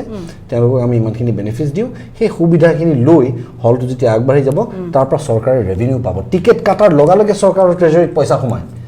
ইমান ধুনীয়া ৰেভিনিউ ক'ৰ পৰা আৰ্ণ হ'ব মুম্বাইৰ নিচিনা এখন হেৰি ষ্টেট এণ্টায়াৰ মহাৰাষ্ট্ৰৰ নিচিনা এখন ষ্টেট এণ্টায়াৰলি ফিল্ম ইণ্ডাষ্ট্ৰীৰ ওপৰত বেছ কৰি চলি আছে ইমান সাহস তেওঁলোকৰ আজি তাত কিমান মানুহ যায় ড্ৰিম চিটি বুলি কয় যে গৈ তাতে মানুহৰ সপোনবিলাক পূৰণ হয় আমাৰ ইয়াত কিয় নোৱাৰে আমাৰ ইয়াতে আৰু কম খৰচ হবে কাৰণ মুম্বাইৰ মানুহ সুন্দৰ পাহাৰ লাগিলে নদী লাগিলে অসম আহিব লাগে আমাৰ অসমতেই আছে আমাৰ খৰচ আৰু কমত হৈ যাব গতিকে অলপমান চৰকাৰে যদি এই কথা চিন্তা কৰি যদি আগুৱাই যাবলৈ দিয়ে মই ভাবোঁ ৰেভিনিউ আৰ্নিঙৰ কাৰণে ইয়াতকৈ সুন্দৰ চ'ৰ্চ একো নাই মই ভাবোঁ যে এটা পৰিৱৰ্তন আহিব ৰবি আহিব লাগে কথাৰ লগত এই প্ৰসংগৰ লগত মই আন এটা প্ৰসংগ এতিয়া লগ কৰোঁ আমি চিনেমাৰ কথা পাতিছোঁ আজি আমি কোনো বেলেগ কথা পাতিবলৈ অহা নাই চিনেমাৰ কাৰণে ৰেভিনিউ আহিব সেই ৰেভিনিউৱে আমাক আগবঢ়াই যোৱাত সহায় কৰিব সঁচা কথা এতিয়া কথা হৈছে তাৰ কাৰণে এটা মাৰ্কেটিং টিমৰো নিশ্চয় আমাক দৰকাৰ হ'ব ৱেল স্কিল্ড মাৰ্কেটিং টিম এটা আমাক লাগিব এতিয়া সকলো হ'ব কিন্তু চিনেমাখন যদি বেয়া হয় মাৰ্কেটিং টিমেও একো কাম কৰিব নোৱাৰিব তো তাৰ কাৰণে মাজে মাজে এনেধৰণৰ কি ব্যৱস্থা আমি কৰিব নোৱাৰোঁ নেকি যে বলিউডৰ এজন ভাল এজন ডাইৰেক্টৰক আমি এটা ৱৰ্কশ্বপৰ কাৰণে মাতোঁ যে আমি আমাৰ তাত ক'ত এনেকুৱা ধৰণৰ প্ৰব্লেম আছে কিছুমান ৱৰ্কশ্বপটো লাইটৰ ক্ষেত্ৰত আমি কৰিব লাগে মানে তুমি যিটো কথা কৈছা মই বুজি পাইছোঁ তাত এটা চেণ্টিমেণ্ট জড়িত হৈ আছে যে মোৰ যিখিনি বেয়া ডিৰেক্টৰ সিহঁতক মই ভাল কৰি লৈ যাওঁ নহয় মই ডাইৰেক্টৰ বেয়া বুলিও নকওঁ বা টিম বা মাৰ্কেটিং কিবা এটা এনেকুৱা আমাৰ সেই মাইনাছ পইণ্টটো আমি উলিয়াব নালাগিব জানো কাৰেক্ট আমাৰ মানুহ চবেই জানে কিন্তু কৰবাতো আমাৰ এটা হেৰি হৈ আছে ন Correct. যিটো কাৰণে আমি বস্তুটো গ্ৰো কৰাব পৰা নাই ইয়াৰ কাৰণটো মূল কাৰণ হৈছে প্ৰথম এটা বস্তু যিটো বস্তু আমি শিকিব লাগিব এটা বস্তু শিকিব লাগিব যে survival of the fittest is the law of the jungle জংগলখনৰ নিয়ম হৈছে যি আটাইতকৈ ফিট সি সাৰ্ভাইভ কৰিব বাকী মৰি যাব similar is the case with movies মই কওঁ যিটো মানুহে বেয়া চিনেমা বনায় তাক মই 1000 গাখীৰত ডুবাই দিওঁ যাৰ কনচেপ্ট নাই তাক মই 1000 ৱৰ্কশ্বপত দিওঁ সি বেয়া চিনেমাই বনাব সেইটো হয় আৰু যি ভাল চিনেমা বনাব সি মোবাইলতো ভাল চিনেমা বনাই এৱাৰ্ড লৈ আহে আৰু সেইটো হৈছে সেইটো সঁচাকৈ হৈছে সো এই কাৰণে মই কৈছোঁ এইটো গান গোৱাৰ নিচিনা এটা কলা ষ্টৰী টেলিং একেটা ষ্টৰী তুমি ডিৰেক্ট কৰিলে you will direct it differently তাৰ ট্ৰিটমেণ্ট বেলেগ হ'ব মই কোৱাৰ তৰিকাটো বেলেগ হ'ব এতিয়া মই কোনটো বেষ্ট আমি ক'ব নোৱাৰোঁ কাৰণ কিয় তেওঁৰটোও কোনোবা মানুহে একচেপ্ট কৰিব মোৰটোও কোনোবা মানুহে একচেপ্ট কৰিব চ' ইটছ এ ডিফাৰেণ্ট ইছ্যু কিন্তু কথা হৈছে আমাক একচুৱেলি ট্ৰেইনিঙৰ ক্ষেত্ৰত কি ট্ৰেইনিং লাগে আমাক আচলতে এটা মেণ্টেল ট্ৰেইনিঙৰ প্ৰয়োজন য'ত আমি এইটো কথা বুজি পাব লাগে যে ভাই ৰবি শৰ্মা তুমি অভিনেতা হয় তুমি ভাল হৈ থাকা তুমি ৰাস্তাত হাফ পেণ্ট পিন্ধি থিয় হৈ নাথাকিবা তোমাৰ গ্লেমাৰটো কমি যাব তুমি য'তে ত'তে থিয় হৈ মদ নাখাবা তোমাৰ গ্লেমাৰ কমি যাব তুমি য'তে ত'তে এপিয়াৰেঞ্চ নিদিবা গ্লেমাৰ কমি যাব এক্সক্লুচিভ কৰি ৰাখা সেইটো মোক দিব লাগে জ্ঞান আৰু তুমি ভাল ভাল ছবি চোৱা তুমি অভিনয় স্কিলটো ডেভেলপ কৰা তুমি কিমান নেচাৰেলি অভিনয় কৰিব পাৰা কাৰণ এতিয়া মাৰ্কেটত নেচাৰেল অভিনয়টো খাই আছে তুমি সেইটোত মন দিয়া তুমি এটা কেৰেক্টাৰ কেনেকৈ ডেভেলপ কৰিবলৈ হ'লে তুমি কি এছপেক্ট তাৰ গ্ৰ' কৰিবৰ কাৰণে এটা কি বস্তু চাব লাগিব সেইটো চোৱা ডিৰেক্টৰটোৰ ট্ৰেইনিং হ'ব লাগে যে ভাই তোৰ কামটো তই ভালকৈ কৰ চিনেমাখন শেষ হৈ আহিছে ডাইৰেক্টৰ হেৰিয়ে প্ৰডিউচাৰে বাজেট নিদিলে বুলি শেষৰটো মই চিঙা কৰি পেলাম চিনেমাখন সেইটো হ'ব নালাগে your concentration should be যে মই যেনেকৈ নহওক কৰিম আৰু তাৰ কাৰণে আগতেই কেৱল কামটো ল'বৰ কাৰণে প্ৰডিউচাৰৰ লগত কথা নাপাতিবি প্ৰডিউচাৰৰ লগত কথা এনেকৈ পাতিবি যে আপুনি মোক এইটো বস্তু দিব এইটোত আপুনি ইণ্টাৰফেয়াৰ কৰিব নোৱাৰিব প্ৰডিউচাৰজনক এনেকুৱা লাগে প্ৰডিউচাৰ আচলতে আটাইতকৈ বেছি ট্ৰেইনিঙৰ প্ৰয়োজন কাৰণ তেওঁলোকে প্ৰথম কথা এইটো নাজানে যে চিনেমা এখনৰ ক্ৰিয়েটিভ হেৰি ক্ষেত্ৰত তেওঁলোকৰ অৱদানটো 0 হ'ব লাগে একচুৱেলি কাৰণ তেওঁলোকে ক্ৰিয়েটিভ সাইডটোৰ কাৰণে এজন মানুহ ৰাখিছে ডিৰেক্টৰ তেওঁলোকে ফিল্ম প্ৰডাকশ্যনটো ভালকৈ বুজি পাব লাগে যাতে ডিৰেক্টৰজনে পইচা মাৰিব নোৱাৰে কাৰণ আজিৰ ডেটত নহ'লে আমি যেতিয়াই ভাল প্ৰডিউচাৰৰ ওচৰত যাওঁ আমি কাম কৰাৰ আগতে প্ৰথম প্ৰমাণ দিব লাগে যে মই চোৰ নহয় that is a very sad thing বিৰাট দুখ লগা কথা এইটো গতিকে প্ৰডিউচাৰজন স্কিল্ড হ'ব লাগে এইটো কথা তেওঁ বুজি পাব লাগে যে কেমেৰাৰ ভাড়া ইমান এনেকুৱা এটা চিন কৰোঁতে ইমান সময় লাগে এইটো এনেকুৱা ধৰণৰ বস্তু হয় ইয়াত যদি ডিৰেক্টৰে কৈছে যে তেওঁক এটা ভাল বন্দুক লাগে বন্দুকটো কিয় লাগে তেওঁ এইটো ক'লে নহ'ব কাঠৰ এটা বনাই দি দিয়া সেইটো কথা হ'লে নহ'ব তাৰমানে তাৰ কাঠৰটো আৰু এইটোৰ মাজত কি ডিফাৰেঞ্চ হয় তেওঁ বুজিব গতিকে প্ৰডিউচাৰক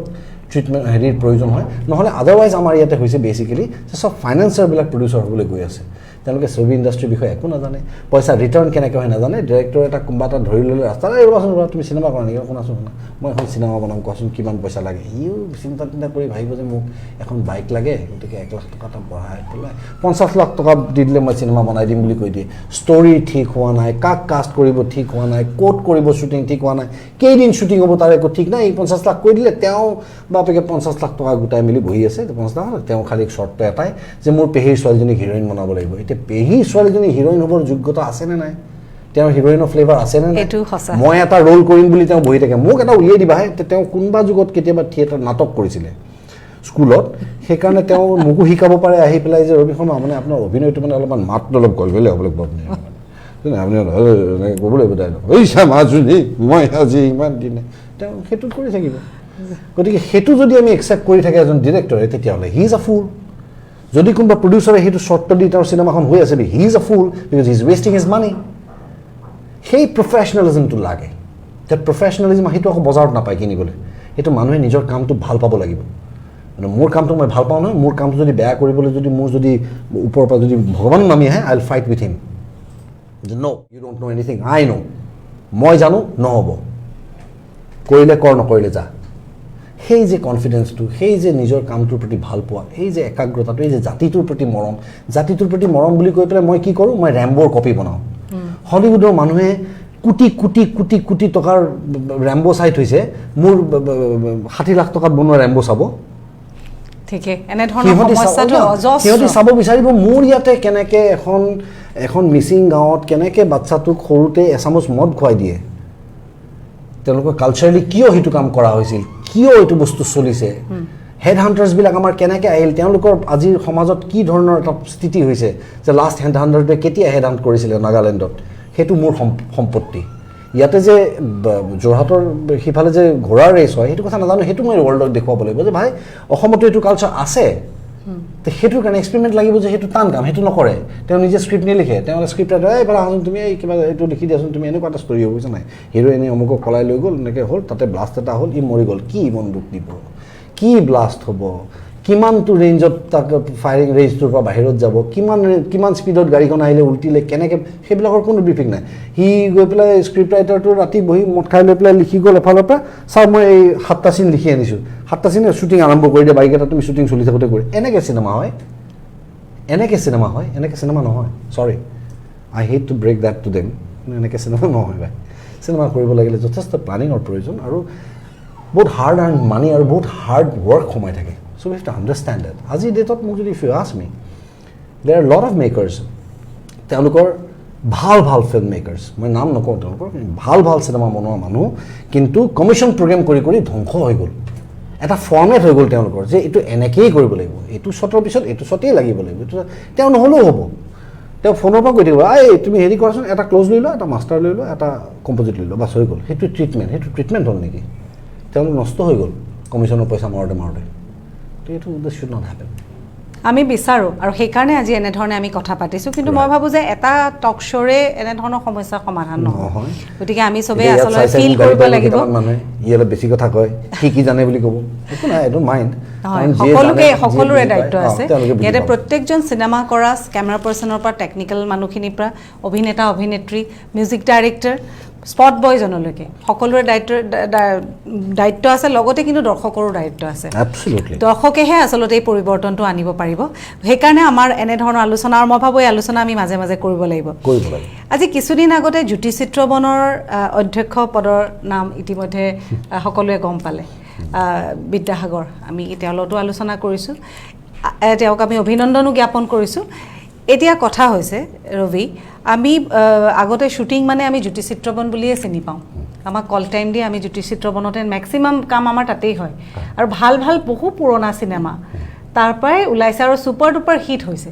তথাপিও আজিৰ সময়ত যদি আমি আমাৰ অসমৰ জ্যোতি চিত্ৰবন, আমাৰ কিমান চেণ্টিমেণ্ট জড়িত হৈ আছে, ৰবি শৰ্মাৰ দৃষ্টিত সেই জ্যোতি চিত্ৰবনত এনে কি পৰিৱৰ্তন আহিব লাগে, যি পৰিৱৰ্তনে অসমীয়া চিনেমাৰ ক্ষেত্ৰত এটা সাংঘাতিক সাজ বহাব পাৰিব? এইটো এটা বৰ জটিল প্ৰশ্ন এইকাৰণে, কাৰণ ইয়াত মই কথাখিনি ক'বলৈ হ'লে অলপমান টেকনিকেল মানুহে জনা মানুহখিনি বেছি সুন্দৰকৈ বুজি পাব, তথাপিও মই কৈছোঁ। কেইটামান সাধাৰণ কথা আছে যে আজি মই যদি এটা চেনেল খোলোঁ আৰু তাত যদি মেনেজমেণ্টৰ কাৰণে মানুহ লগা হয়, তেতিয়াহ'লে ডেফিনেটলি মই তাত নিজে নবহোঁ। যদি মোৰ নিজৰ টকাকেইটা ডুবাবলৈ মন নাই, মই মনালিছাক লৈ যাম, বিকজ শ্বি ন'জ। মনালিছা এইটোত এক্সপাৰ্ট হয়, তেওঁক মই লৈ যাম, তেওঁ বহিব, Monalisa will get me money. মনালিছাই মোক পইচা উপাৰ্জন কৰি দিব,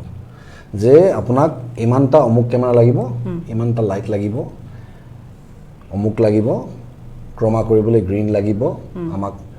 ডাঙৰ টিভি লাগিব, স্ক্ৰীণ লাগিব, অমুকটো মই নাজানো কিন্তু। চ' দেট ইজ মাই জব। আৰু যদি তুমি চিনেমা বনাবলৈ যোৱা, তুমি মোক হায়াৰ কৰিবা, যে ৰবি অভিজ্ঞ মানুহ, 25 বছৰ হ'ল ইণ্ডাষ্ট্ৰীত, তেওঁ কৰিব, হি উইল ডু ইট। ঠিক তেনেকৈ যেতিয়া জ্যোতি চিত্ৰবনৰ নিচিনা এটা বৃহৎ এৰিয়া আৰু ইমান মানে চেণ্টিমেণ্ট, অসমীয়া মানুহৰ, অসমীয়া আৰ্টিষ্টৰ চেণ্টিমেণ্ট জড়িত এটুকুৰা ঠাই, য'ত মোৰ কেতিয়াবা মন বেয়া লাগিলেও মই জ্যোতি চিত্ৰবনত গৈ অলপ সময় বহি থাকোঁ। আজিৰ ডেটত মই কেতিয়াবা ডিপ্ৰেছড হ'লেও মই তাত যাওঁ, হলটোৰ ভিতৰত সোমাওঁ, চাওঁ, মনত এবাৰ এটা ফিল আহে যে কিমান ডাঙৰ এক্টৰে, কিমান ডাঙৰ ডিৰেক্টৰে ইয়াত কাম কৰি গৈছে। সেইটো যেতিয়া ভাবোঁ, তেতিয়া ক'ৰবাত তাৰ পৰা এটা এনাৰ্জি মই পাওঁ, যিটো এনাৰ্জি মোক অলপ সময়ৰ কাৰণে পজিটিভ কৰি দিয়ে আকৌ, যে নাই ৰবি অলপ সময় ভাল দিন আহিব, বঢ়িয়াকৈ কৰিব পাৰিবি কাম।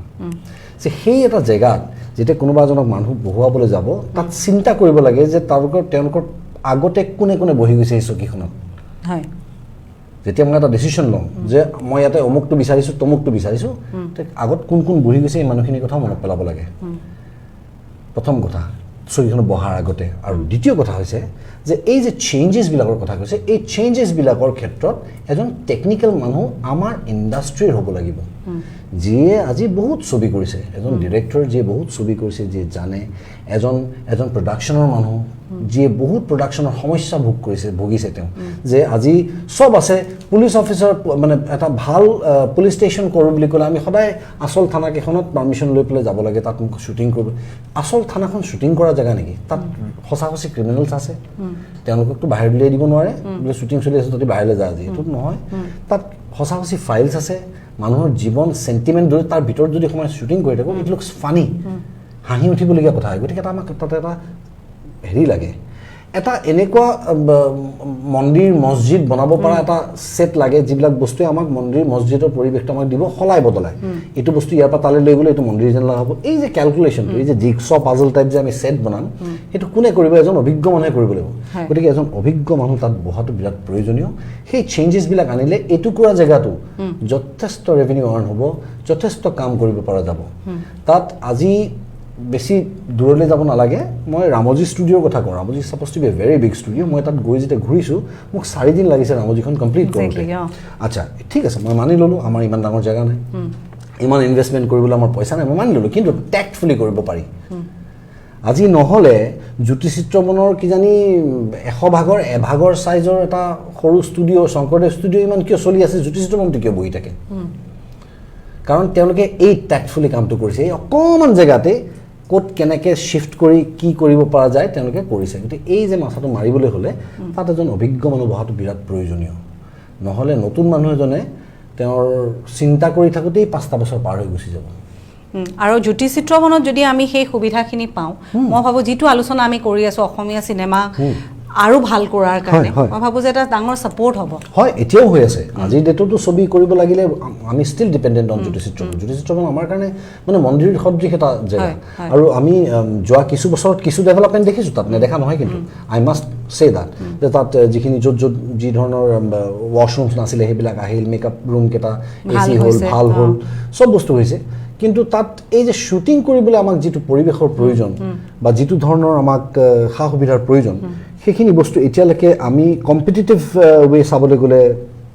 হোৱা নাইগৈ। আৰু সেইটো কৰিব লাগিলে যিটো প্লেনিং লাগিব, যিটো ধৰণৰ তাত মানে ইনফ্ৰাষ্ট্ৰাকচাৰটো বনাবলৈ যিটো ধৰণৰ নলেজ লাগিব, সেইটো কিন্তু এজন অভিজ্ঞ মানুহৰ পৰাহে পাওঁ আমি আশা কৰোঁ যে এইবাৰ আকৌ এটা পৰিৱৰ্তন আহক। এইবাৰ জ্যোতিচিত্ৰবন আমি আশা কৰিছোঁ, কাৰণ ক'ভিডে যিটো চিনেমা ইণ্ডাষ্ট্ৰীক যেনেধৰণে হতাশাগ্ৰস্ত কৰিছে, সেইটো পৰিৱৰ্তন আহিব যদি জ্যোতিচিত্ৰবন সম্পূৰ্ণ নতুন ৰূপত আহে। আৰু ইয়াত এটা কথা আছে, মোৰ বৰ দুখ লগা এটা ফেক্টৰ মই আই উড লাইক টু চে, যে এণ্টাৰটেইনমেণ্ট বোলা বস্তুটো মানুহে বৰ লাইট আৰু বৰ পাতল বস্তু বুলি ভাবি আছে একচুৱেলি। যে বহুত মানুহ মই পাওঁ এনেকৈ, যে তেওঁলোকে কোলাত কেঁচুৱা এটা লৈ আহে, আহি পেলাই মোক কয়, বাচ্ছা এটা লৈ আহে, যে আমাৰ ল'ৰাই বিৰাট অসমীয়া চিনেমা চাই নহয়, মানে আপোনাক বিৰাট ভাল পায় ল'ৰাটোৱে। মই মানুহজনক সোধোঁ যে আপুনি মোক ভাল নাপায় নেকি? মানে কিয় এনেকুৱা হয় যে চিনেমা বোলা বস্তুটো যেন সৰু ল'ৰা ছোৱালীৰহে বস্তু? আমাৰ এতিয়া আৰু বয়স হ'ল, আমি আৰু কি চিনেমা চাম? নহয়, চিনেমা কেৱল হাঁহি আৰু কান্দোনৰ খোৰাক নহয়। চিনেমাই আমাৰ ছাবকনচিয়াছ মাইণ্ডত বেয়াটোৰ যে বেয়া হয়, ভালৰ যে ভাল হয়, এই মৌলিক কথাটো সোমোৱাই দিয়ে। ছাবকনচিয়াছ মগজত, অৱচেতন মনত আমাৰ এই কথাটো সোমোৱাই দিয়ে যে বেয়া মানুহজনৰ বেয়া হয়, ভালজনৰ ভাল হয়। কেনেকৈ সোমায়? চিনেমাইটো সোমায়। 60s কাৰ হেয়াৰষ্টাইল কেনেকুৱা আছিলে, কি ধৰণৰ পেণ্ট পিন্ধিছিলে চাবলৈ কোনখন দোকানত গৈ পেলাই 60s কাপোৰ কিনিবলৈ পাব? চিনেমাখন চালে এইটো গম পাব। গতিকে এই যে হিষ্টৰিকেল এটা যে আমাৰ মানে কি বুলি ক'ম মই, এটা যে ট্ৰেজাৰ চিনেমা এখন যে কালচাৰেল সমস্যাবিলাকৰ যে এটা প্ৰতিচ্ছবি থাকে, যে আজি 1950ৰ সময়ত বনোৱা ছবি এখনত যে আমি আৰ্থকুৱেকৰ এটা বস্তু পাম, ৱৰ্ল্ড ৱাৰৰ সময়ত কৰা সময়ত যে হিৰোশ্বিমাৰ বমিঙৰ যে আমি এটা বস্তু পাম, এই যে কৰোণা ভাইৰাছৰ কথা আজি যে কত বছৰ আগতে চিনেমাত যে কৈ থৈছে, হোৱাট ডাজ দ'জ থিংছ ছিগনিফাই? এইবিলাক কথা কি কৈ আছে? যে চিনেমাখন আচলতে ই এটা documentation, it's a one form of documentation, যে তেতিয়া কি ধৰণৰ আজিৰ ডেটতো আমি ক'তো পাৰ্কত হিৰো হিৰইনে গছৰ চাৰিওফালে ঘূৰি ঘূৰি নাচা চিনেমা আমি দেখা নাই। সেইটো 90s কৰিছিলে।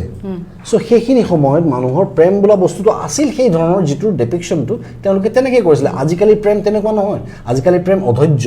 তাত ধৈৰ্য বোলা বস্তুটো নাই। কাৰণ ইয়াত হোৱাটছএপত মেছেজ দিয়াৰ লগে লগে প্ৰপ'জেল একচেপ্ট হৈ গ'ল, ব্ৰেকআপ হোৱাৰ লগে লগে ষ্টেটাছ ছিংগল হৈ গ'ল। গতিকে ভাল পোৱাটোতো পেচেঞ্চটো নাই নহয় আজিকালি। গতিকে এতিয়াৰ ভাল পোৱাটো তেতিয়া কৰিব নোৱাৰি, আৰু তেতিয়াৰ ভাল পোৱাটো এতিয়া নচলে। সেইবিলাক বস্তু আমি চিনেমাৰ বাহিৰে ক'ত পাম? So' please don't take films as lightly as you been taking. চিনেমাক আমি যিমান লাইটলি লওঁ ইমান লাইট বস্তু নহয় আচলতে cinema. Cinema is very serious thing. আৰু প্ৰত্যেকজন অভিনেতা অভিনেত্ৰী, বহুত মানুহ আছে এনেকৈ কয় যে আমাৰ ঘৰত মানে ইমান আমাৰ এতিয়া দেশখনৰ ইমান দুখ লগা অৱস্থা হৈছে, এইখিনি সময়ত তেওঁলোকে শ্বুটিং কৰি ফূৰ্তি কৰে। শ্বুটিং কৰি আমাৰ ফূৰ্তি লাগে নেকি শ্বুটিং কৰি? আমাৰ কষ্ট হয়।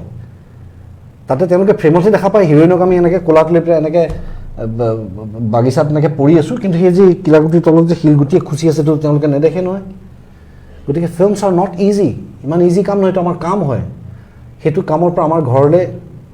খোৱা বস্তু আহে ল'ৰা ছোৱালীৰে। গতিকে please don't take cinema as something which is just related to entertainment. অকল এণ্টাৰটেইনমেণ্ট নহয়, কিন্তু এই কথাটো যেতিয়ালৈকে মানুহখিনিও বুজি নাপায়, যেতিয়ালৈকে চৰকাৰেও বুজি নাপায়, তেতিয়াহ'লে মাজত আমি পিছিয়েই থাকিম। আৰু আমাৰ পৰা এক্সপেক্ট কৰা হয় যে শিল্পী মানে শিল্পী খাব লাগিব। কিয় শিল্পী খাম মই যদি ক'ৰবাত চকীদাৰী কৰিব গ'লোঁ হয়, ৰাতি একো নকৰাকৈ গেট এখন খুলি দিলোঁ হয়, বন্ধ কৰি দিলোঁ হয়, 12,000 টকা দৰমহা পালোঁ হয়, তেতিয়াহ'লে কিয় মোৰ দিনটোৰ হাজিৰা 1,000 টকা হয়? গতিকে দিজ থিংছ আৰ অলপমান চিন্তা কৰিবলগীয়া কথা কিছুমান। গতিকে আমাৰ আল্টিমেটলি দেখিব যে চব আছে, কিন্তু অকল ফিল্ম মেকাৰ্ছ নাই অসমত, অকল এক্সাৰচাইজ কৰা মানুহ নাই, যেনে অকল মাষ্টৰ নাই। এনেকুৱা হ'ব এটা সময়ত। সেইটো হ'ব নালাগে। এখন ছ'চাইটি গ্ৰ' কৰিবলৈ হ'লে চব ধৰণৰ প্ৰফেশ্যনৰ প্ৰয়োজন হ'ব। আৰু আজিৰ ডেটত এইটো ছেটত যদি, এই ষ্টুডিঅ'ত যদি আজি যদি আটাইতকৈ ইম্পৰ্টেণ্ট মানুহ মোনালিছা হয়, because she is the owner of the place, or maybe she is the boss here, কিন্তু তোমাৰ জোতাযোৰ ফাটাৰ লগে লগে কিন্তু মুচিটো আটাইতকৈ ইম্পৰ্টেণ্ট হ'ব। সেইটো কথা পাহৰিব নালাগে। Please don't forget that. মোৰ বহুত ভাল লাগিলে ৰবি, তোমাৰ প্ৰত্যেকটো কথাত এটা এটা যুক্তি আছে। কথাসমূহৰ লগত অনৰ্থক কথা ইয়াতে অহা নাই। আৰু আমি এইটোৱে বিচাৰোঁ যে ৰবি শৰ্মাহঁতৰ দৰে যিখিনি অভিনেতা অভিনেত্ৰী আজি ইমান বছৰে চিনেমাৰ কাৰণে কাম কৰি আছে, তেওঁলোকে গোটেই সময়খিনি চিনেমাক দিছে। ল'ৰা ছোৱালী ক'ভিডৰ কাৰণেহে সময় দিছে ঘৰক, কিন্তু মেইন সময়খিনি কিজানি বহু সময় তেওঁৰ পত্নীৰ অপেক্ষাই কৰি থাকিলে, কিন্তু ৰাত দিন সমানে শ্বুটিং কৰে, কাৰণ তাৰপৰা এটা পইচা আহিব, ঘৰখন চলিব। তেনেকৈ প্ৰত্যেকজন টেকনিচিয়ানৰ চলিছিল। আৰু ক'ভিডে সকলোকে একেবাৰে এটা সময়তে তলত পেলাই দিলে। এতিয়া যদি পৰিৱৰ্তন আহিব লাগে, আজি ৰবি শৰ্মাই যিসমূহ কথা কৈছে, কথাখিনি শুনোতে নিশ্চয় আপোনালোকৰো কিছু মুহূৰ্তৰ কাৰণে খং উঠিব পাৰে, কাৰণ কিছুমান সময়ত কিছু খহটা বস্তুৱে উঠিব পাৰে। কাৰণ দেখাত ইমান ধুনীয়া ল'ৰাজনে এনেধৰণে যেতিয়া কথা ক'ব, নিশ্চয় খং উঠিব পাৰে। কিন্তু প্ৰত্যেকটো কথা যদি আমি ভালকৈ ভাবোঁ, বহুত শুদ্ধ কথা কৈছে আৰু প্ৰেক্টিকেল কথা কৈছে। আৰু এই প্ৰেক্টিকেল কথাখিনিৰেহে এটা পৰিৱৰ্তন আহিব। এইটো ৱৰ্ক কালচাৰ যেতিয়া কোৱা যায়, এই ৱৰ্ক কালচাৰটো তেতিয়াহে হ'ব। ভাল লাগিলে। কিন্তু এইখিনি সময়ত মোৰ আৰু এটা প্ৰশ্ন আহিছে। মই আজি কথা পাতিছোঁ দৰ্শকসকল, কাৰণ কিয় আজি আমি কেৱল চিনেমাৰ ওপৰতে কিছু কথা পাতিবলৈ বিচাৰিছোঁ। গতিকে এই মুহূৰ্তত কিছু চিনেমাৰ পৰা আঁতৰি আন এটা কথা সুধিব ওলাইছোঁ। যি সময়ত অসমীয়া ছবি জগতৰ বহু অভিনেতা অভিনেত্ৰীয়ে ৰাজনীতিত প্ৰৱেশ কৰিছিলে, তেওঁলোকে এটা সুবিধা লৈ ৰাজনীতিত প্ৰৱেশ কৰা বুলি বহু ৰাইজে দুখ কৰে, বা বহু ৰাইজৰ মনৰ পৰা সেইকাৰণে অভিনেতা অভিনেত্ৰীসমূহৰ মৰম আঁতৰি গৈছিলে। সেইসকলে হয় কিছু ক্ষেত্ৰত তেওঁলোকে সুবিধা লৈ ছবি ইণ্ডাষ্ট্ৰীত প্ৰৱেশ কৰা, ছবি ইণ্ডাষ্ট্ৰীৰ পৰা ৰাজনীতিত প্ৰৱেশ কৰা বুলি কয়। তাৰ লগতে আকৌ এছামে এইটোৱে কয় যে ছবি বা অভিনেতা বা শিল্পীসকলে কিয় ৰাজনীতিত প্ৰৱেশ কৰিবলৈ কিবা বাধা আছে নেকি? আচলতে একো বাধা নাই, সকলোৱে কৰিব পাৰে। কিন্তু ৰবি শৰ্মাই তাতকৈ বহু আগতে ৰাজনীতিত প্ৰৱেশ কৰিছিলে, বিজেপিত আহিছিলে। কিন্তু আমি বুজি নাপালোঁ যে ইমান কম সময়ত ইমান ডাঙৰ এটা বিজেপিৰ পৰা দলৰ পৰা ৰবি শৰ্মাই ভালকৈ বস্তুটো বুজি নাপালে নে কি এনেকুৱা কথা হ'ল যে ইমান সোনকালে ডিচিশ্যন লৈ আকৌ আঁতৰিও আহিলে। এই সময়খিনিত কি আচলতে হৈছিলে আজি সুধিবলৈ সুবিধা পাইছোঁ, আৰু সেইকাৰণেহে কৈছোঁ। কাৰণ যদি সেইটো হ'লহেঁতেন, এই যে পৰিৱৰ্তন, এই যে জ্যোতি চিত্ৰবনৰ কথা কৈছোঁ, এই যে চিনেমাৰ কথা পাতিছোঁ, এনেধৰণৰ এজন অভিজ্ঞ ব্যক্তি যেতিয়া এই ক্ষেত্ৰত আহিলহেঁতেন, সঁচাকৈ তেতিয়া পৰিৱৰ্তন হ'লহেঁতেন। কিন্তু আমি সেয়া হ'লহেঁতেনত আছোঁ। কিন্তু সেইটো কি কাৰণে হ'ল? আন অভিনেতা অভিনেত্ৰীয়ে কি ভাবি ৰাজনীতিত যোগদান কৰিলে, কি ভাবি তেওঁলোক থাকিলে, কি ভাবি তেওঁলোক ওলাই আহিলে, আকৌ প্ৰৱেশ কৰিলে, মই নাজানো। আৰু তাৰ বিচাৰ ৰাইজে সুন্দৰকৈ কৰিব কিন্তু মোৰ ক্ষেত্ৰত মই এটা কথা ক'ব বিচাৰিছোঁ মই এটা কথা উপলব্ধি কৰিলোঁ যে এনেই চাওক ডিচিশ্যন সলনি আচলতে আমি আটাই কৰোঁ বিভিন্ন ক্ষেত্ৰত বিভিন্ন ধৰণে কৰোঁ খুব সঘনাই হ'লে মানুহে বেয়া পায় মানে বিশ্বাসযোগ্য নহয় বুলি কয় কিন্তু যদি এটা সময়ৰ পিছত কৰে যেনেকৈ আজি এটা সময়ত ৰাইজে ভোট দি পেলাই কংগ্ৰেছক আনিলে তাৰপিছত আকৌ AGP আনিলে তাৰপিছত আকৌ BJP আহিলে এনেকৈ চেঞ্জ হৈ গৈ আছে সেই যে ৰাইজে মেণ্ডেটটো চেঞ্জ কৰে সেইটোতো ৰাইজৰতো ডিচিশ্যন সলনি হয় নহয় জানো গতিকে কেৱল ডিচিশ্যন সলনি হোৱাটো এটা সমস্যা নহয় সমস্যা হৈছে যে কি ভাবি কৰিছে আৰু কিয় কৰিছে ডেফিনেটলি যোৱাখন চৰকাৰৰ লগত ৰাইজে কিবা এটা কথা ভাল নাপালে যে তেওঁলোকে অমুক কৰিব পৰা নাই গতিকে এটা আশা যে দ্বিতীয়খন চৰকাৰে আমাৰ কাৰণে ভাল কাম কৰিব তেওঁলোকৰ এটা মনৰ ভাৱ যে এতিয়া নহ'ল নেক্সটটোৱে কৰিব এই যে লুকিং ফৰ সামথিং বেটাৰ মানুহবিলাকে নিজৰ মেণ্ডেটটো সলনি কৰে মানুহ নিজৰ চইচবিলাক সলনি কৰে দেট ইজ কোৱাইট নেচাৰেল তাত মোৰ ক'বলগীয়া একো নাই মোৰ ক্ষেত্ৰত কিন্তু কি হ'ল মই এটা কথা উপলব্ধি কৰিলোঁ যেতিয়া মই ৰাজনীতিলৈ গ'লোঁ গৈ যেতিয়া মই পাৰ্টি অফিচলৈ যাওঁ গৈ যেতিয়া মই বহি থাকোঁ তেতিয়া মই বুজি নাপাওঁ মই কি কৰিম তাত কিন্তু সেই সমস্যাটোৰ মই কোনোদিন ফেচ কৰা নাই যিদিনাখন মই শ্বুটিং ইউনিটলৈ যাওঁ শ্বুটিং ইউনিটত গৈ মই আগেই বুজি পাওঁ যে মই ইয়াতে অলপ পিছত মেকআপ কৰিব লাগিব আগে চাহ একাপ খাম ষ্টাইল মাৰি তাৰপিছত মই মেকআপ কৰিম তাৰপিছত মই স্ক্ৰিপ্টখন চাম তাৰপিছত মই শ্বট দিম মই এটা অৰ্ডাৰটো জানো কেনেকৈ কাম কৰা অৰ্ডাৰ মোৰ অভাৰ যেতিয়া মই শ্বুটিং ইউনিটত যাওঁ তেতিয়া গৈ মই কাকো নিজৰ পৰিচয় দিব নালাগে যে নমস্কাৰ মই ৰবি শৰ্মা চবেই জানে যে ৰবি শৰ্মাক আনিছে এইকাৰণে যে ৰবি শৰ্মা হিৰো চিনেমাখনৰ আৰু যিয়ে অমুক চিনেমাখনৰ শ্বুটিং যাবলৈ যায় তেওঁলোকে জানে যে ইয়াত ৰবি শৰ্মা আছে মোক এক্সপেক্ট কৰি আহে মোক দেখা পায় মোক নাম নুসুধে অট'গ্ৰাফ লয় ফটো তোলে ঘৰ গুচি যায় ত আল্টিমেটলি বস্তুটো এইটো হ'ল যে মোৰ যিটো শক্তি মোৰ যিটো পাৱাৰ এই পাৱাৰটো আচলতে বিং এন এক্টৰ গতিকে যদি এক্টৰ হৈ যদি মই অভিনেতা মানে ৰাজনীতি কৰিব পাৰিলোঁ হয় তেতিয়াহ'লে বৰ ভাল আছিলে তেতিয়াহ'লে মই থাকি গ'লোঁ হয় কিন্তু মই দেখিলোঁ যে এইটো সম্ভৱ নহয় মই অভিনেতা হোৱা টেগটো মানুহৰ মৰমটোত পেলাই দিব লাগিব কাৰণ মই মানুহৰ মাত নাপাতো আজিকালি ডিঙিত মোৰ চৰকাৰৰ পাত্তা আছে গতিকে মই চৰকাৰ হৈহে মাত মাতিব লাগিব তেতিয়াহ'লে মোৰ মানুহৰ মৰমটো মোৰ পৰা আঁতৰি গুচি যাব তেতিয়া মোৰ এটাই চইচ এবাৰেই কৰিছোঁ আৰু দ্বিতীয়বাৰ নকৰোঁ দ্বিতীয়বাৰ কৰাও নাছিলোঁ যে মোক আগৰ লাইফটোৱেই লাগে তো মই কেম বেক মই এজন অভিনেতা হৈ সুখী আজি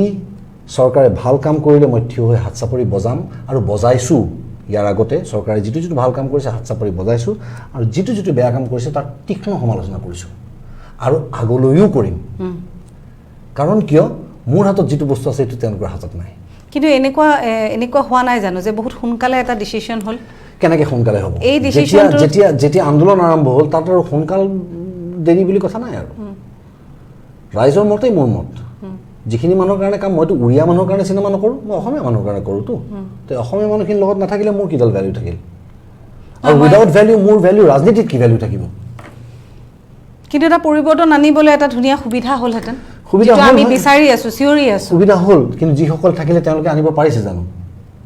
কিন্তু আনিবলৈ এনে এজন অভিজ্ঞ ব্যক্তি থাকিলে নিশ্চয় আনিলহেঁতেন নোৱাৰে আজি যিটো আমি বিচাৰি আছোঁ যে ইয়াত এইজন মানুহ বহিব লাগে এইখন চিটত এইজন মানুহ বহিব লাগে কিন্তু তেওঁলোকে যদি সেইখিনি সময় অকণমান ধৈৰ্য ধৰি থাকিলেহেঁতেন নহয় মানে ক'ৰ ধৈৰ্য ধৰাৰ কথা মই বস্তুটো বুজি পালোঁ ধৈৰ্য আমি কিয় ধৰিম মই যেতিয়া এটা কথা বুজিয়ে পাইছোঁ যে এইটো বেয়াই তাত আৰু ধৈৰ্য ধৰাৰ কোনো মানে নাই আৰু গতিকে এতিয়া ঘটনা হৈছে যে কিন্তু বহু ৰাইজে এইটো কয় যে ৰবিয়ে আৰু কেইটামান দিন ধৈৰ্য ধৰিব লাগিছিল মানে কি বুলি কিজানি বুজি নাপালে কি কিয় বুজি নাপাম বুজি পালোঁ মই অলৰেডি মইতো সৰু ল'ৰা নহয় আৰু বুজি নোপোৱা যদি গৈছোঁ মোৰ গাত দুখ কাৰণ জ্ঞাতে হওক অজ্ঞাতে হওক জুই ধাত দিলেতো পুৰিবই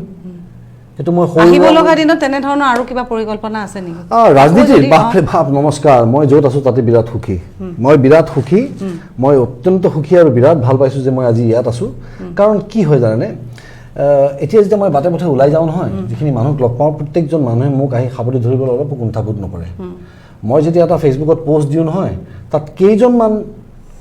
বিশেষ মানুহৰ বাহিৰে তাত মোৰ বিষয়ে বেয়াকৈ কোনো নকয় আৰু যদি তেওঁলোকে বেয়াকৈ কয় তেওঁলোককো যিটো ঠুকুচা দিব লাগে সেইটো পাব্লিকেই দিয়ে মই দিব নালাগে মোৰ PR টিম নাই মোৰ ইমান পইচা নাই PR টিম ৰাখিবলৈ গতিকে সেই যে বস্তুটো মই এনজয় কৰি আছোঁ মই এইটো এনজয় কৰিয়ে মৰি যাম কোনো কথা নাই অলৰেডি ফিল্ম হিষ্ট্ৰীত মোৰ নামটো সোমালতো ইতিহাসত মোৰ নামটো সোমালতো সৰুকৈ নাম এটা থাকিব তাতে যে ৰবি শৰ্মা বোলা এটা এক্টৰ আছিলে ইমান সময় পৰা ইমান সময়লৈকে কাম কৰিলে I am pretty happy with that আৰু তাৰ বাহিৰে যিটো বস্তু মোক লাগিব ব্যক্তিগত জীৱনত যে যিটো সন্মান মই পাওঁ আজিলৈকে য'লৈকে গৈছোঁ সেইটো মোৰ কাৰণে যথেষ্ট কাৰণ আল্টিমেটলি মই যদি 20 কোটি টকাও যদি মোৰ একাউণ্টত থাকে নহয় মই আল্টিমেটলি ঘৰলৈ গৈ কিন্তু হাতেৰে পিটিকি ভাতেই খাম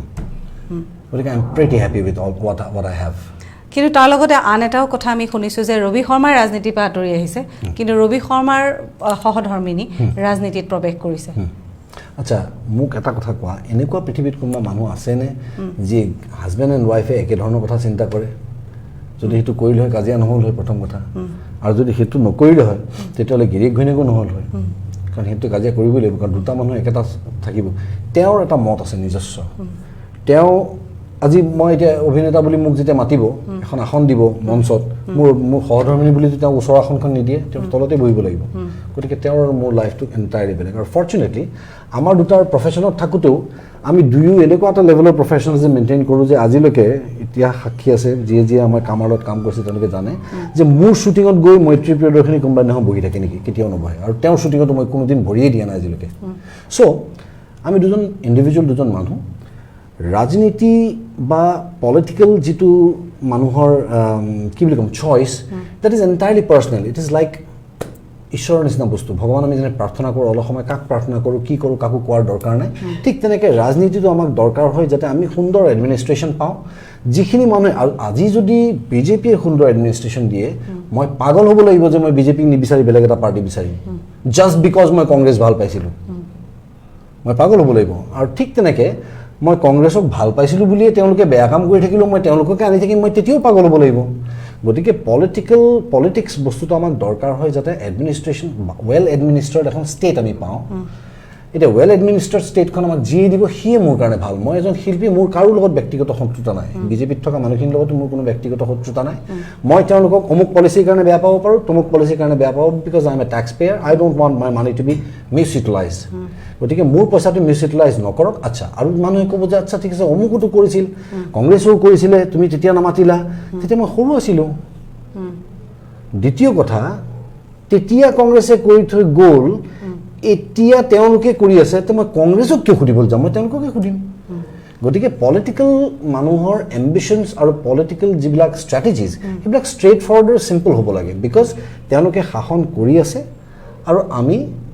আমাৰ ওপৰত তেওঁলোকে শাসন কৰি আছে গতিকে ভাল পলিচি এটা হোৱাটো মোৰ তেওঁলোকৰ ওচৰত ডিমাণ্ডটো অতি নেচাৰেল আৰু তেওঁলোকে নোৱাৰাটো তেওঁলোকে গিল্টি ফিল কৰা বা তেওঁলোকে নোৱাৰাটো দম্ভালি মাৰি কোৱাটো সেইটো তেওঁলোকৰ ৰাইট চ' ফাৰ গতিকে মানুহে যেতিয়া দিব মেণ্ডেট কাৰণ আজি মই ইলেকশ্যনত ভোট দিওঁ বা নিদিওঁ Modi is still my prime minister তেওঁ যেতিয়া আহিব মই থিয় হ'মেই আৰু মোদীয়েতো কথা ক'ব নোৱাৰে যে তই মোক ভোট দিয়া নাছিলি কাৰণে অমুকটো আঁচনিৰ পৰা তই হেৰি নহয় এইটো ক'ব নোৱাৰিব it is not like that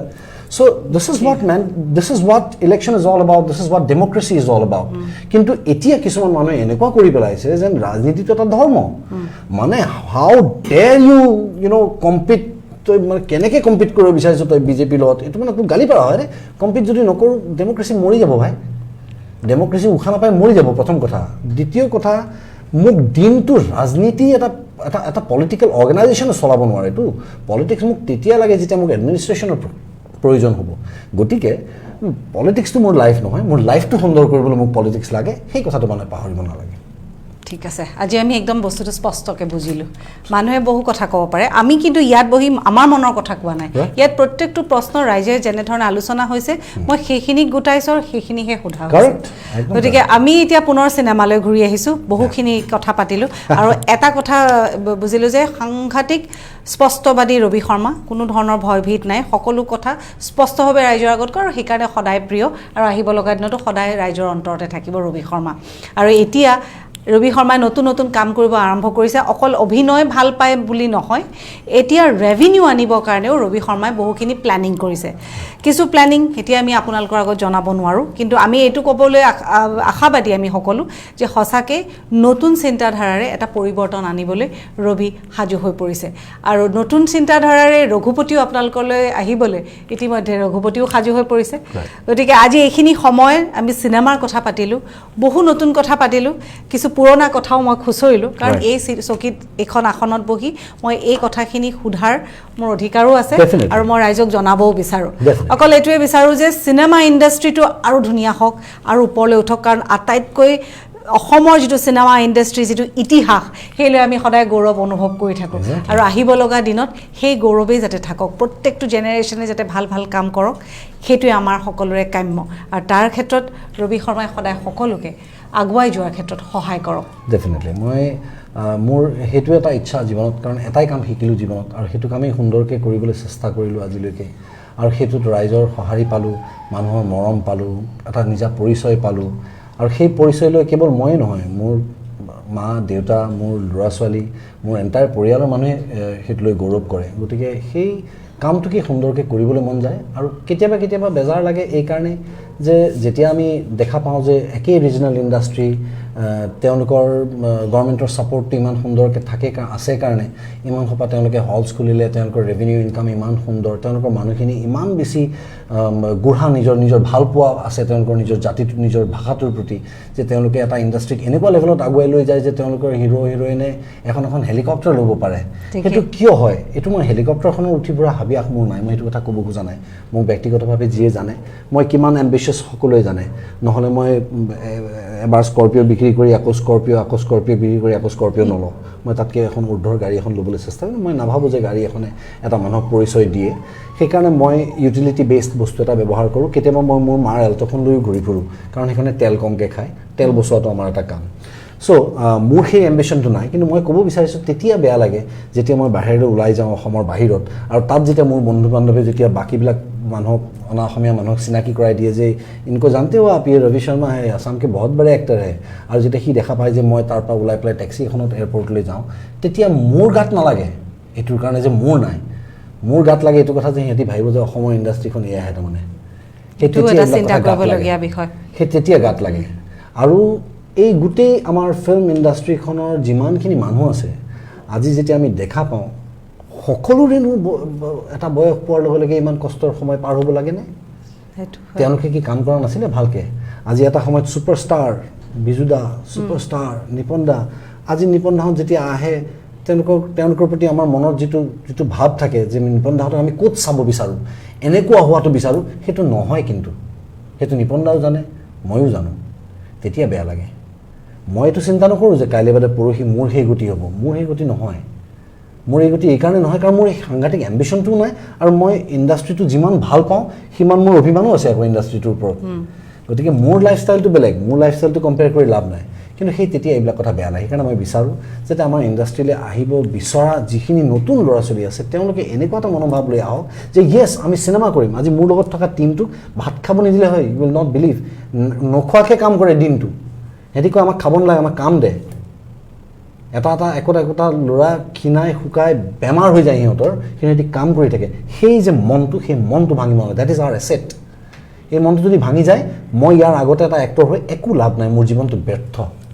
গতিকে মই বিচাৰিছোঁ যে ইণ্ডাষ্ট্ৰীটো প্ৰফেশ্যনেল হওক মানুহখিনিয়ে প্ৰফেশ্যনেলি লওক উইথ ৰেচপেক্ট কাম কৰক যাতে সিহঁতি প্ৰথম সিহঁতৰ ঘৰৰ মানুহখিনিৰ ওচৰত ৰেচপেক্টটো পায় তাৰপাছত বাকী সমাজে তেওঁলোকক দিবলৈ বাধ্য হ'ব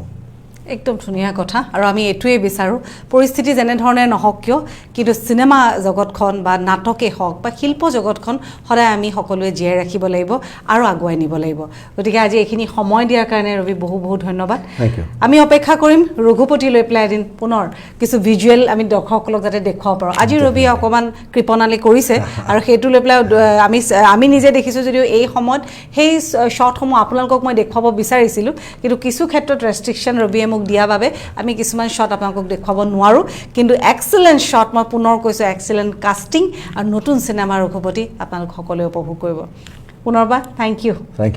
ছ' মাছ আটাইৰে সুস্বাস্থ্যৰ দীৰ্ঘায়ু কামনা কৰিলোঁ